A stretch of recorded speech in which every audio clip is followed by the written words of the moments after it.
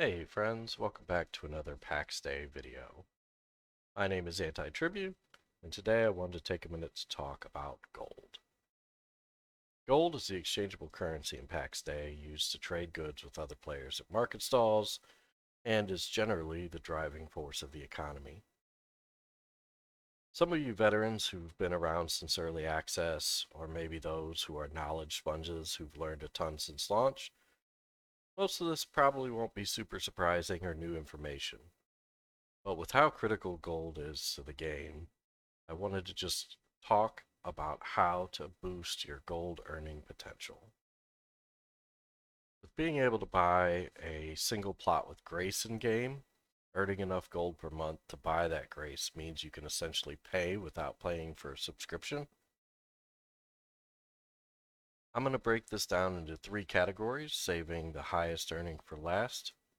I'll cover gold for brand new players, gold for solo players, and gold for group play, which group play is the highest output in gold in the game currently.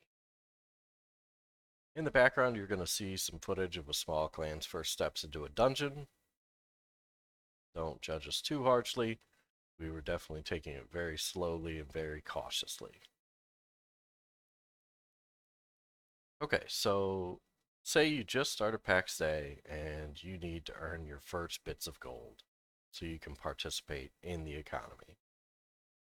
One of the best methods to get your first few gold pieces are the Inquisitor camps that are populated in all home valleys.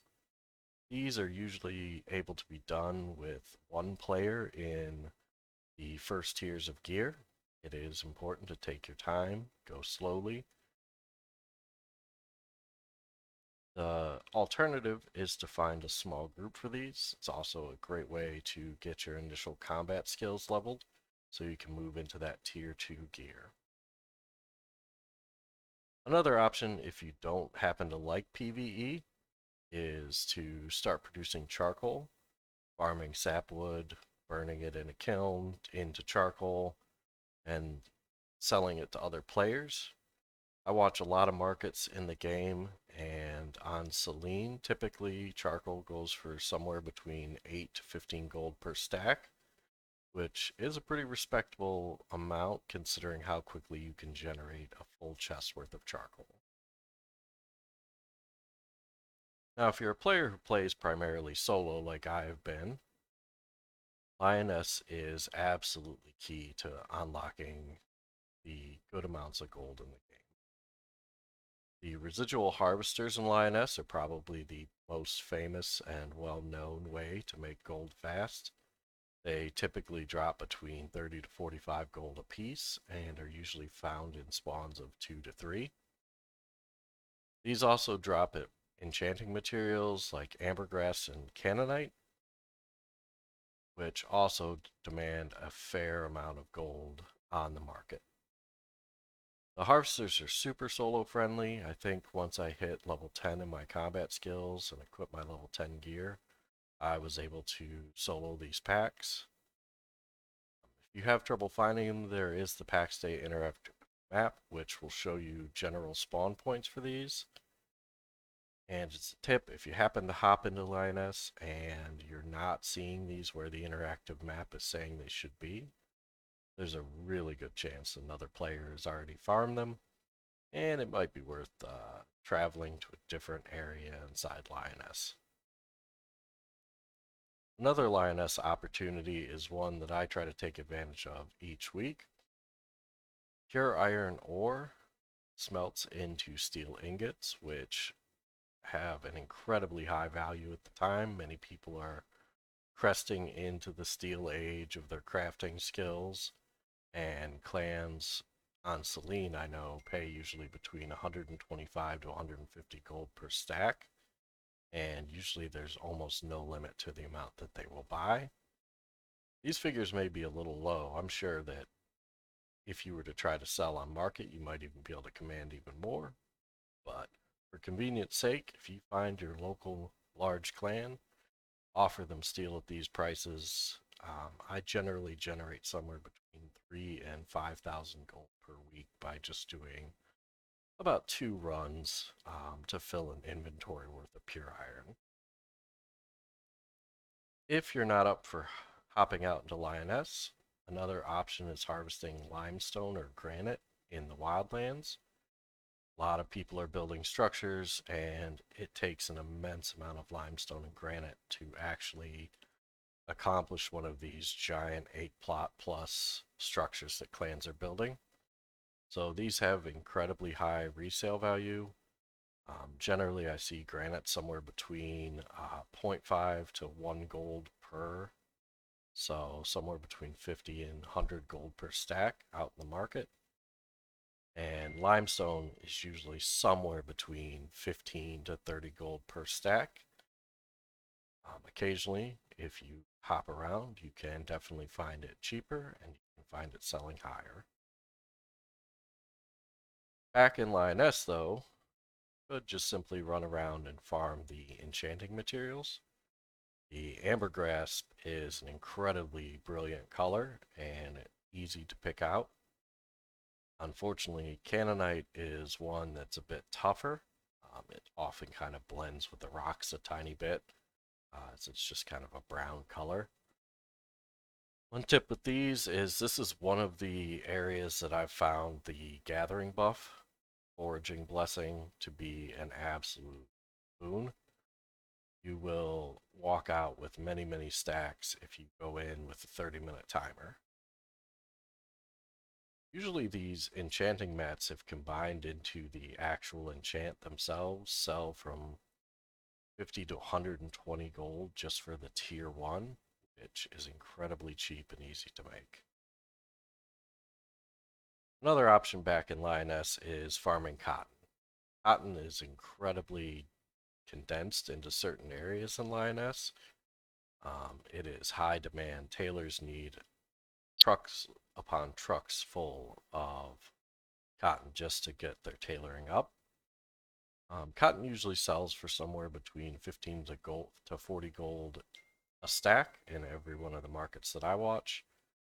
If you have the ability to turn it into cord, you can usually even demand a higher premium, as many people don't have tailoring up to the level required to make them, but many of the crafting benches and crafting recipes require cotton cord.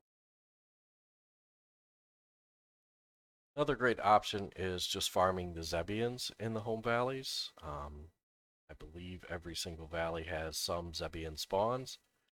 These drop quite a bit of gold, especially compared to the Inquisitors, and they drop the sigils needed to craft higher tier items. This is probably not a solo opportunity, at least I'm not in steel yet, but I can't imagine trying to solo these at a good enough pace to make the gold that I want. So this is a good way to grab a small group of people, maybe 2 or 3 players, and earn some gold. One of my favorite ways to earn gold, and it's completely solo friendly, is the market.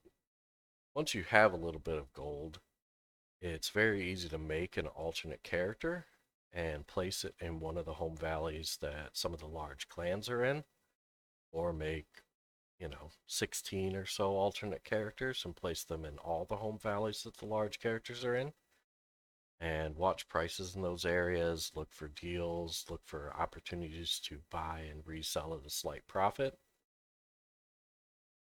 These high-level crafters often have to make an immense amount of crafts just to level their skills, and then selling them off, they're trying to get them gone quickly because the next day they'll be making another batch.